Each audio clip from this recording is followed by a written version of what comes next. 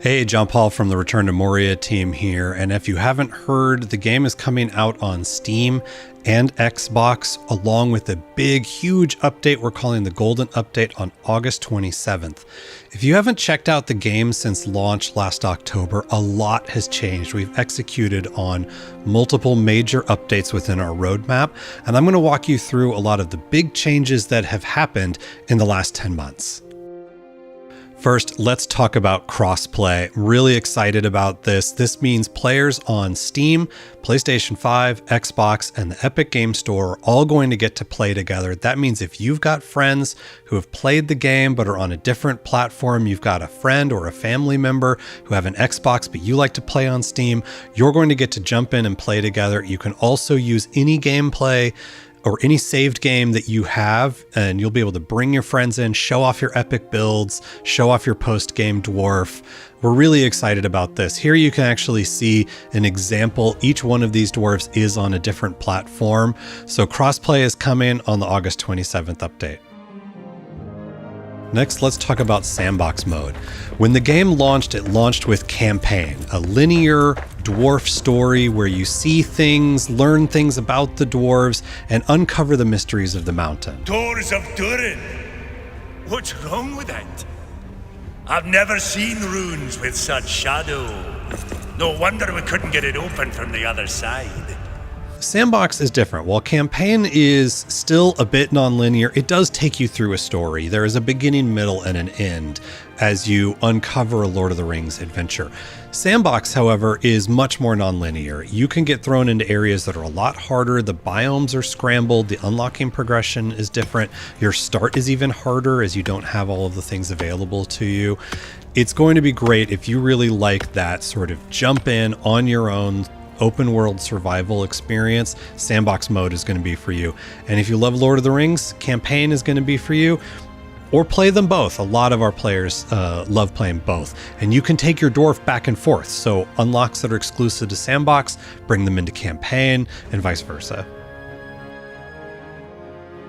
One of the big interface quality of life changes we made was the map. We color coded it, we added more information, we made it a little easier to the eye. It's now colorblind friendly, a lot easier to jump in, figure out kind of where you need to go within the map. There are many treasures deep beneath the mountains of the dwarf. At launch, the game had a lot of atmosphere. The soundscape of the game was mostly around feeling like you were alone under the mountain. But we heard the community, they wanted more music. The music that we had was really great, not only the singing, but the epic score.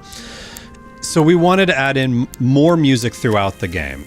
What you're hearing now is the hearth music. This is music that plays when you are back in a base. It greets you with this kind of pleasant music that tells you you're in a bit safer place. You're kind of in the cozy game right now.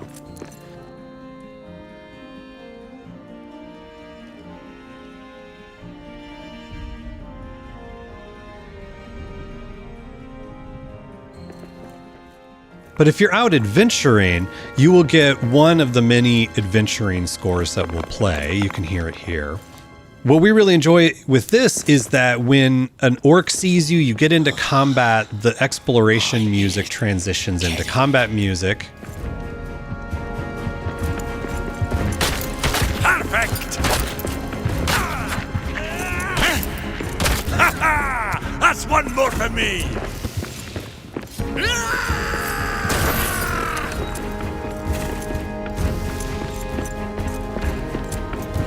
And then at the end of the fight, it will transition back to the exploration music. Another big change that we've made over the last few months is difficulty settings. The game at launch was a bit too easy for large groups and pretty hard for a player that played on their own.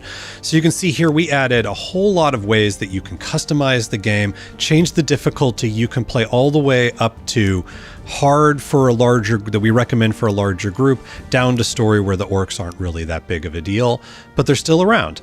And you can go in and you can micromanage any one of these settings. So we think now you can tweak it so that you can play it however you want. And you can change these in real time. So if you're in the middle of a really hard boss fight, you just want to get to the next story beat, you can go in and play it. Or you're finding the game isn't really making you stretch yourself as a player and you want to challenge yourself a little bit more, crank those things up. The difficulty settings changes leads right into talking about our changes to combat. Of course there are trolls. I hate trolls. With the combat changes that we've made, we've added a lot to make it feel a little less loose, make it feel more grounded. You see, we've got more knockbacks, we've got more ability to push the orcs around. We've done iterations on the visual effects and the sound effects when you hit. You can see I'm using a runed weapon here, which now this is the lightning strike one that knocks people back, knocks orcs back. And you can really see the sparks flying off of it. You can see how the troll is knocking me around. So a lot more iterations to feel combat, to make combat feel a lot better. We think you guys will like the changes.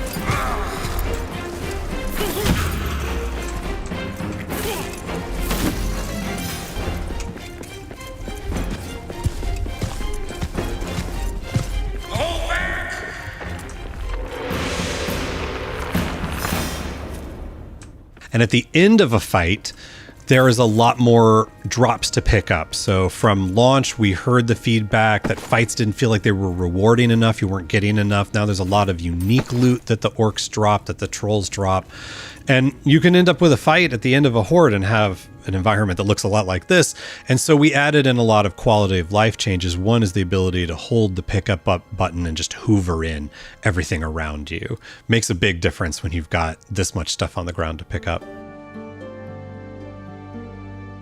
And once I've got all of that loot, I come back to the base. This is where some of our other quality of life additions really come in. We heard loud and clear players wanted to manipulate their inventory in more powerful ways. So two of the big ones I'm going to show you here is the ability to deposit similar. Come in, open up a chest or any kind of storage container. You can hit this button and everything that you have can jump into the container that's similar to what's there. You can also hit the sort button and it will resort your inventory, both the storage and your own pack. Another good way to stay organized and consolidate those stacks into one place. Another big change that's coming with the Golden update at the end of August is cooking. When we launched, we had a lot of meals that we felt like were really dwarfy. They were really fun, they were in fiction, but the mechanics weren't quite there. You would take your rations with you out as you adventured and you would eat meals together with your friends back at the base. But there wasn't much reason why you would pick one versus the other. And so with this update, we're adding in new kinds of meals. So instead of just one generic kind of meal, there's now breakfast, lunch, and dinner. Each one, when eaten at the right time, gives you a different buff. And so we think this is going to enhance the core loop of the game, give you a reason why you'd want to go seek out different ingredients like parsnips or eggs or cranberries. So we think people are going to enjoy this particular change to cooking. Another place we spent a lot of time iterating was the building system. Here is just a quick demonstration of being able to snap walls and roof pieces in a lot better. Way less frustrating than it was originally at launch. We also added a whole lot more stuff that you can do. We added in furnishings, lighting, decorations, lots more building pieces. We even rearranged whole sections of the world so that things would be more on angle and snap better. Here I'm running through just an example of a kind of big base that you can make with the new parts that we've added and the updates to the building system.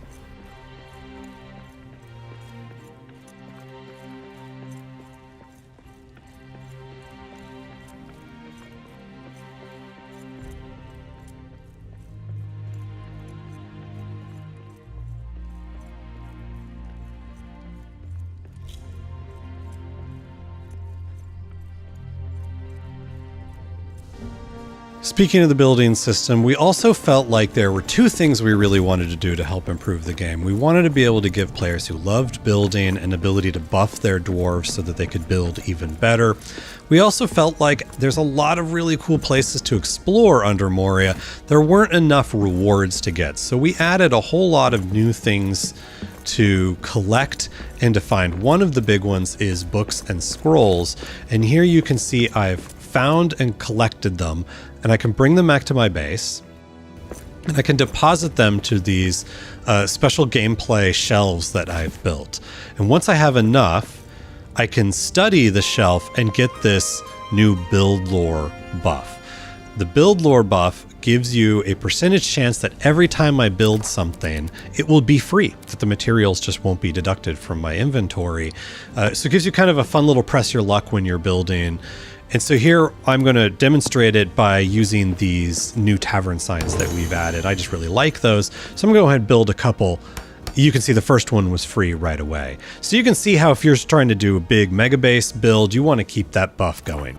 So that's just a quick look at some of the things that we've changed, iterated, and upcoming will add into the game in our new update. If you haven't checked out the game since launch, check it out again. Come and join our Discord. You will see a lot of players that have been playing for a while. They've got a lot of tips and tricks. You can read blogs about the things that we've added and the things that are going to get added. We also encourage you to check out our Steam page. There's a lot of information on there. We're really looking forward to everybody seeing the Golden Update and continuing to play The Lord of the Rings: Return to Moria.